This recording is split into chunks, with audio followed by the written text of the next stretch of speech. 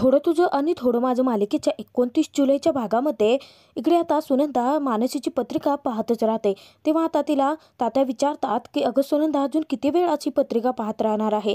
त्यावरती सुनंदा उत्तर देते की माझ्या तेजसला सुद्धा अशीच छान मुलगी मिळणार आहे. त्यावरती तात्या आता सुनंदाला सांगतात की तो मुलगा सुद्धा खूप चांगला असेल, म्हणूनच तर मानसीने त्याला होकार दिला ना, नाहीतर तुमचे चिरंजीव कधी सुधारणार आहेत देव जाणे. त्यावरती आता सुनंदा सांगते की माझा तेजस, त्याचं लग्न झालं ना, एकदा अंगावरती जबाबदारी पडली की सुधारेल तो नक्कीच. तेव्हा आता तात्या सुनंदाला सांगतात की तुमच्या चिरंजीवांनी जर स्वतःची जबाबदारी वेळेवरती ओळखली असती ना, तर आपल्या सुनबाईंना असं घर चालवायची वेळ आली नसती. तर तिथे आता सुनंदा सांगते की राहू देत, आपण या लग्नाला नको जाऊयात, आपण इथूनच आशीर्वाद देऊयात. हे गायत्रीने बोलणं ऐकलेलं असतं. तेव्हा गायत्री येते आणि सांगते की असं कसं सासूबाई, अहो त्या मुलीने काय मोबाईलवरती पत्रिका पाठवली आहे का? एवढ्या लांब येऊन तिने आपल्याला स्वतःहून पत्रिका दिली आहे, मग आशीर्वाद इथूनच का द्यायचे? ते काही नाही, तुम्ही चा तिच्या लग्नासाठी आणि मला सांगा की तुम्ही शेवटचं केव्हा बाहेर गेला होतात? मी सगळे अरेंजमेंट करेन, तुम्ही चा लग्नासाठी. असं सांगून ती म्हणते की 1 मिनिट मी आले आणि तिच्या रूममध्ये जाते. इकडे आता तेजस तोपर्यंत घरी आलेला असतो. तेव्हा आता तो म्हणतो की काय काय चाललं आहे? तेव्हा आता सुनंदा त्याला मानसीच्या लग्नाची पत्रिका दाखवते. तेजसला मोठा धक्काच बसतो. तेजस आता विचारतो की तुम्ही का जाताय लग्नाला? तर तेजस विचार करतो की आता जर आई आणि तात्या दोघेही जर तिथे लग्नाला आले तर संपतराव आणि तात्या या दोघांसमोर माझं सगळं पितळ उघडं पडेल. त्यावरती तात्या म्हणतात की अरे असं कसं? त्या मुलीने स्वतःहून आपुलकीने येऊन आपल्याला पत्रिका दिली आहे म्हटल्यानंतर आपल्याला जावं लागेल ना. तेव्हा आता त्यांना अडवण्यासाठी तेजस सांगतो की अहो तात्या, हे बघा लग्न इथे नाही आहे, पारगावला आहे, तिकडे खूप लांब. तेव्हा तात्या सांगतात की नाही, त्या मुलीशी आपलं एक नातं जोडलं गेलं आहे आणि आम्ही दोघं जाणार आहोत. इतक्यात आता गायत्रीने सुनंदासाठी साडी आणलेली असते आणि ती सांगते की हीच साडी नेसून तुम्ही लग्नाला जा, खूप छान दिसेल तुम्हाला. तेव्हा आता तेजसला गायत्रीच्या चांगल्या वागण्यावरती संशय आलेला असतो. तेव्हा तो विचार करतो की या बाईने जो काही चांगल्या वागण्याचा आव आणला आहे ना, जर ही बाई आता तिथे ह्या दोघांनाही लग्नाला घेऊन गेली ना, तर सगळं झालं, माझी वाट लागेल तिथे ते गेल्यानंतर. माझं आणि सनस कुटुंबियाचं नक्की नातं काय आहे हे जर त्यांना समजलं ना, तर काय खरं नाही माझं. असं म्हणून तेजस जरासा घाबरलेला असतो. तोपर्यंत इकडे आता जेव्हा संपतराव मंदिरामध्ये आलेले असतात पाहतात, तर मंदिराचे सगळे सजावट अति जय्यत तयारी तिकडे सुरू झालेली असते. तेव्हा त्या डेकोरेशनवाल्याला संपतराव बोलावून घेतात आणि ते म्हणतात की एकदम भारी तयारी केली आहे. तेव्हा तो सांगतो की संपतराव, एकदम भारी पैसे दिले म्हटल्यानंतर आता भारीच सजावट होणार की. तर संपतराव विचारतात की हे सगळं झाल्यानंतर त्या गावाची सजावट करायला घे नक्की. ते आता मनूच्या लग्नामुळे खूप खुश असतात. तर त्यानंतर आता सजावट झाल्यानंतर जेव्हा बाळ्याने तिथे आता लाईट ऑन केलेली असते, तर ती सगळी काही जय्यत तयारी पाहून आता संपतचे डोळे दुपून गेलेले असतात. इतक्यात तिथे अण्णासाहेब येतात आणि संपतच्या खांद्यावरती हात ठेवतात. तर त्यानंतर आता अण्णासाहेब सांगतात की संपत, अरे लेकीच्या लग्नाची जबरदस्त तयारी चालू आहे की तुझी. तेव्हा आता संपत सांगतात की हो बरं अण्णासाहेब, तुमच्या घरी पत्रिका दिली आहे, आपल्यामधले जे काही वाद आहेत ते विसरा आणि लेकीच्या लग्नाला आशीर्वाद द्यायला नक्की या. त्यावर ते अण्णासाहेब म्हणतात की हो, परंतु मुद्दाम आता अण्णासाहेब प्रकरण उकरून काढतात. ते सांगतात की संपत, आता लेकीच्या लग्नाचं तर झालं, परंतु कॉन्ट्रॅक्टचं काय? अण्णासाहेब मुद्दाम आता त्यांच्या संपतचा अपमान करतात. ते म्हणतात की आता तुझा तो कॉन्ट्रॅक्टर आहे ना, त्याने ते कॉन्ट्रॅक्ट घेतलं तरी आहे का? त्यावर ते आता संपत सांगतात की हो, त्याने ॲडव्हान्स तर दिलेला आहे ना मला. त्यावर ते आता अण्णासाहेब सांगतात की अरे संपत, गैरसमज झाला रे तुझा. तू आमचं आडनाव तर घेतलंस सनस, परंतु तुझ्या रक्तातच धंदा नाही आहे. तू कामगार होता आणि कायम कामगारच राहणार. असं म्हणून आता परत संपतचा ते अपमान करतात. अण्णासाहेबांनी मुद्दाम आता संपतच्या मनामध्ये संशयाचा किडा निर्माण केलेला असतो. तर आता खरं काय खोटं काय याची शहानिशा करण्यासाठी संपतरावांनी त्या कॉन्ट्रॅक्टरला फोन केलेला असतो. तर ते सांगतात की तुम्ही मला ॲडव्हान्स तर पाठवून दिला, परंतु बाकीच्या रकमेचं काय? तेव्हा तो सांगतो की ॲडव्हान्स मी कधी ॲडव्हान्स दिलेला नाही आहे, उलट मी तुमचं कॉन्ट्रॅक्ट कॅन्सल करून ते अण्णासाहेबांना दिलं आहे. तेव्हा आता संपतला मोठा धक्काच बसतो. इकडे घरी आता नंदूदादा आलेले असतात. तेव्हा संपदा त्यांना सांगते की बरं झालं तेजस साहेबांना वेळेवर ते दागिने घाण ठेवण्याची कल्पना सुचली, नाहीतर आपण पैशांसाठी काय करणार आहोत देव जाणे. तेव्हा आता नंदूदादा सांगतात की तुम्ही काळजी करू नका, संपतरावांना काहीच कळणार नाही. इतक्यात आता संपतने ते ऐकलेलं असतं आणि ते विचारतात की काय रे, काय कळायला नको मला? तेव्हा आता नंदू आणि संपदा दोघेही घाबरतात. तर संपदा आता तिथे विषय पालटते आणि ती सांगते की काही नाही, उद्याच्या जेवणाची सगळी तयारी करायची आहे ना नंदूदादा, सगळं काही व्यवस्थित पार पाडा, तेव्हा आता नंदुदादा सांगतात की हो मालकीनबाई, तुम्ही काळजी करू नका. इतक्यात आता तिथे संपत मनूबद्दल विचारतो. तेव्हा आता संपदा सांगते की मनू पत्रिका वाटण्यासाठी गेली आहे आणि त्यानंतर ती किचनमध्ये आता संपतरावांसाठी पाणी आणण्यासाठी जाते. तर संपतराव मनूची वाट पाहतात. आता संपतरावांना सगळं सत्य समजलं आहे हे मात्र घरात कोणालाही माहिती नसतं. संपतराव आता दरवाजा बंद करतात आणि त्यानंतर नंदूकडे जातात. ते म्हणतात की नंदू, त्या कॉन्ट्रॅक्टरला फोन लावून बघ बर, काय आहे ना, ॲडव्हान्स तर दिलाय, बाकीची रक्कम कधी येणार आहे. त्यावर ते नंदू आता थापा मारायला लागतो. ते सांगतो की मला आता राहू दे ना, आता यावेळी कुठे करायचा आपण फोन, आपण उद्याच्याला पाहूयात ना, उद्या पैसे येणारच आहेत ना. त्यावेळी आता चिडलेले संपतराव नंदूचा गळाच पकडतात आणि त्यानंतर त्याला मारायला लागतात. ते म्हणतात की अरे ऑर्डरच कॅन्सल झाली आहे म्हटल्यानंतर पैसे तरी कुठून आणि कशासाठी येणार आहेत. अरे लहान भावासारखा समजलं होतं ना तुला, मग माझा विश्वासघात का केला असतो. मला आत्ताच्या आत्ता कळायला हवं आहे की पैसे नक्की तू कुठून आणलेस. असं म्हणून आता त्याला संपतराव खूप मारत असतात. इतक्यात आता संपदा येते आणि त्यांना अडवण्याचा प्रयत्न करते. तेव्हा आता संपतराव म्हणतात की नाही, जोपर्यंत मला कळत नाही की याने पैसे कुठून आणले आहेत तोपर्यंत मी याला सोडणार नाही. त्यावेळी आता नंदू तेजसचं नाव घेतो. तेव्हा आता संपत त्याचा गळा सोडतो आणि त्याला म्हणतो की काय तेजस साहेब, अरे तो भला माणूस देव माणूस आहे रे, त्याच्याकडून पैसे घेताना तुला लाज नाही का वाटली. परंतु हे सगळं काही प्रकरण अजूनही संपतला खरं काय आहे ते कळूच दिलेलं नसतं.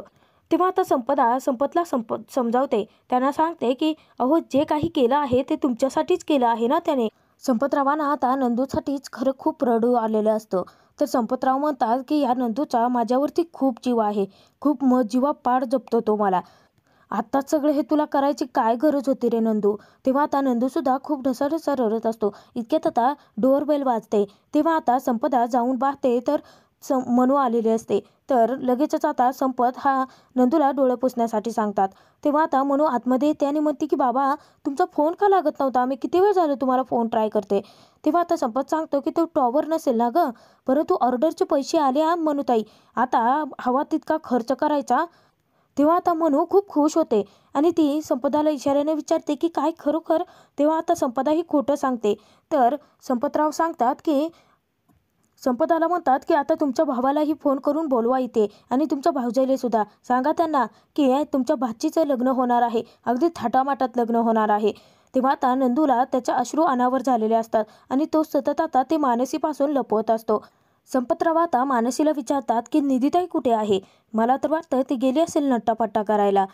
तेव्हा आता मानसी हसते. तर मानसीला सांगतात की अगं मग तूही जायला काय झालं. मनूताई, तुम्ही जायला हवं होतं, उद्या तुम्हाला हळद लागणार आहे, खूप छान दिसायला हवं ना. बाप म्हणून मला खरंच खूप कौतुक वाटतं तुमचा. आणि आता तिथे संपतला अश्रू अनावर होतात. तेव्हा आता मानसीला खूप वाईट वाटतं. मानसी पटकन जाऊन आपल्या बापाला घट्ट मिठी मारते आणि विचारते की बाबा, तुम्ही का रडता इतकं. तर मानसीलाही खूप वाईट वाटत असतं. तेव्हा आता संपत सांगतात की अहो मनूताई, आता उद्या तुम्हाला हळद लागणार, तुम्ही कायमच्या आम्हाला सोडून जाणार, मग आम्ही इथे एकटेच. परंतु आम्हाला आहे आमची निधीताई, आता आम्ही बघून घेऊ काय ते. तेव्हा आता मानसी हसते. तर त्यानंतर संपत सांगतात, इशाऱ्याने संपदाला सांगतात की आता त्यांना रडू आवरत नाहीये. तेव्हा आता संपदा मानसीला सांगते की मनू, अगं एक काम कर, तुझी उद्याची बॅग सगळी मी भरून ठेवली आहे, एकदा पाहतेस का, म्हणजे उद्या गोंधळ नको व्हायला. आणि मनूला ते तिथून पाठवून देतात. मानसी आता तिच्या रूममध्ये गेल्यानंतर संपदा संपतला सांगते की अहो, आपण मनूला सगळं काही सांगायचं का यातलं, हवं तर आपण लग्न थोडं पुढं ढकलूयात ना. तेव्हा आता संपत सांगतात की नको, मनूताईच्या आनंदावरती आता मला विरजन पाडायचं नाही आहे, यातलं मनूताईला काहीच कळता कामा नाही, माझी शपथ आहे तुम्हाला. दुसऱ्या दिवशी सकाळी संपतने एका आता मोठ्या बिल्डरसोबत मीटिंग अरेंज केलेली असते की त्याला पैशाची गरज असते. त्यामुळे जात असताना आता संपदा विचारते की तुम्ही कुठे निघाला आहात. तेव्हा संपत सांगतो की हाय का आता हात कायला काय गरज होती का. तेव्हा आता संपदा सांगते की अहो नाही, परंतु मनूला जर कळलं आणि त्यानंतर तुम्ही वेळेवरती नाही आलात तर मनू किती प्रश्न विचारेल मला. तेव्हा आता संपतराव सांगतात की मनूला हळद लागायच्या आधी येतो मी. संपत जात असताना अचानक मनू येते आणि मनू आता संपतला विचारते की बाबा, एवढी सगळी काही तुम्ही जे तयारी करत आहात, परंतु स्वतःसाठी काही घेतलं आहेत का तुम्ही. त्यावर त्या आता संपत आणि संपदा दोघेही गप्प असतात. तेव्हा मानसी सांगते की हो, माझ्या लक्षात होतं आणि म्हणूनच तर मी तुमच्यासाठी ड्रेस घेऊन आले आहे. तेव्हा आता संपत खूप खुश होतो आणि तो ड्रेस आता संपदाकडे देतो. त्यानंतर आता संपत सांगतो की लाडूबाई, अगं माझ्यासाठी वेगळं सगळं करायची काही गरज नाही आहे बाळा. तेव्हा आता मानसी सांगते की बाबा तुम्ही आमच्यासाठी इतकं काही करत असतात, कधीतरी स्वतःकडे लक्ष देत जा ना. आणि आम्ही एक दिवस तुमच्यासाठी काहीतरी केलं तरी काय फरक पडतो. तेव्हा आता संपतराव सांगतात की नाही मनूताई, जेवढं मी तुमच्यासाठी करेल ना तेवढं सगळं काही कमीच आहे. तर त्यानंतर संपतराव मनूला सांगतात की ठीक आहे मी येतो. तेव्हा आता मनू विचारते की बाबा तुम्ही कुठे निघाला आहात. तेव्हा आता संपतराव खोटं सांगतात. मनूला म्हणतात की अगं ते ऑर्डरचे पैसे आले ना, आता ते लोक माल न्यायला कधी येणार आहेत ते बघण्यासाठी चालू आहे. तेव्हा आता संपतला खूप वाईट वाटतं आणि ते विचार करतात की मनूताई माफ कर मला, तुला खोटं बोललेलं अजिबात आवडत नाही, परंतु काय करू मी, तुझ्या लग्नासाठी मला खोटं हे बोलावंच लागते ना. इतक्यात आता मनू विचारते की बाबा काय झालं, तुम्ही नाराज आहात का. त्यावेळी आता संपत सांगतात की नाही काही नाही, आज ना तुमची हळद आहे, आज तुम्ही हळद भरपूर अशी खेळायच्या, हां सगळं काही चांगलंच होणार आहे, फुल धिंगाणा घालायचा तुम्ही आज, उद्या तुम्ही आम्हाला सोडून जाणार आहात ना. असं म्हणून आता इमोशनल झालेला संपत इतक्यात आता तिथे रणजित येतो आणि विचारतो की काय झाली का हळदीची तयारी सगळी. तेव्हा आता रणजितला पाहून संपत आणि मानसी खूप खुश होतात. तर त्यानंतर आता रणजित बसतो. तेव्हा आता संपतराव मनूलाही बसण्यासाठी सांगतात. तर ते रणजितला विचारतात की काय झालं जावई बाबू, तिकडे काही सगळं ठीक आहे ना, म्हणजे काही अडचण वगैरे नाही आहे ना, तुम्ही अचानक कशी काय आला तिथे. त्यावेळी आता रणजित सांगतो की नाही माझ्याकडून सांगायचं तुम्हाला राहून गेलं, माफ करा. तेव्हा आता मानसी सांगते की नाही बाबा, खरं तर यांनी मला सांगितलं होतं की ते येणार आहेत, परंतु माझ्याकडूनच सांगायचं राहून गेलं. आता दोघेही एकमेकांची बाजू घेतात. तेव्हा आता संपत हसतो आणि म्हणतो की बघा कसं दोघेही आता एकमेकांची कड घेत आहेत, परंतु चांगलं आहे हे, आयुष्यभर असेच राहा. तेव्हा आता संपतला रणजित सांगतात की आता सगळी लग्नाची तयारी तुम्ही करायची ठरवलं आहे म्हटल्यानंतर आमच्याकडे काही कामच उरलेलं नाही आहे ना. तेव्हा आता मानसी धक्क्यानेच इकडे संपतकडे पाहते. तेव्हा संपतराव विषय पालटतात आणि सांगतात की हो मीच सांगितलं होतं ना की माझ्या मोठ्या मुलीचं लग्न मला अगदी थाटामाटात लावायचं होतं, म्हणून मीच सगळी तयारी माझ्याकडे घेतली. संपतराव आता रणजितसमोर थापावर थापा मारत चाललेले असतात, ते फक्त आणि फक्त मानसीला बरं वाटावं म्हणून. तर रणजित सांगतो की काय आहे ना, या आमच्या घराण्याच्या पारंपरिक बांगड्या आहेत. खरं तर ही आमची आलेली परंपरा आहे.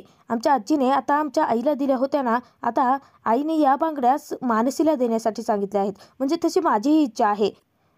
तेव्हा आता लग्नात या बांगड्या मानसीच्या हातात असाव्या असं मला वाटतं आणि म्हणून मी त्या बांगड्या घेऊन आलो आहे. संपतराव आता रणजितला म्हणतात की अहो मग जावई बापू, ह्या बांगड्या मला सांगायच्या होत्या ना, मी नंदूला पाठवलं असतं घ्यायला. तेव्हा आता रणजित म्हणतो की नाही दुसऱ्याकडे पाठवायचं असतं तर मीही पाठवू शकलो असतो गे, परंतु मला. तेव्हा आता संपतराव सांगतात की म्हणजे तुम्हाला मनूताईला भेटायचं होतं तर. त्यावेळी आता रणजित चुकून हो बोलून जातो. तेव्हा आता संपत हसतो आणि सांगतो की बरं ठीक आहे, तुम्ही बोलत बसा, मला एक महत्त्वाचं काम आहे. आणि त्यानंतर आता संपदा आणि संपत दोघे तिथून उठून जातात. हा भाग आता इथेच संपतो. पुढील भागात आपण पाहणार आहोत की आता लग्नाच्या विधींना तिथे सगळं काही सुरुवात झालेली असते. इतक्यात तिथे आता तेजसची एंट्री होते. तेव्हा आता मानसीचे मामा विचारतात की तुम्ही कोण, मी ओळखलं नाही तुम्हाला. तेव्हा मानसी येते आणि सांगते की मामा हे मिस्टर राष्ट्रहित आहेत. तर तोपर्यंत आता तेजसच्या नावाने आलेली पत्रिका ही गायत्रीच्या हाती लागलेली असते. तर छाया तिला सांगते की अगं दोन्ही पत्रिका एकच आहेत, मग वेगवेगळ्या नावाने का दिले आहेत, हा गोंधळ ना माझ्या लक्षातच येत नाही आहे. त्यावेळी आता गायत्री सांगते की परंतु जर सगळं काही लक्षात आलं आहे, हाच गोंधळ घालून तर तेजस प्रभूने मानसी सनस यांच्याकडून 2 लाख रुपये लुटले आहेत आणि या घरात आणले आहेत. आता हा गोंधळ नक्की काय आहे ते मला तर बघावंच लागेल ना. तर आता तेजस आणि मानसीच्या नात्याचं सत्य गायत्री कसं शोधून काढणार हे पाहणं खूप मनोरंजक ठरणार आहे. थोडं तुझं आणि थोडं माझं मालिकेचे एपिसोड पाहण्यासाठी आपल्या चॅनलला नक्की सबस्क्राईब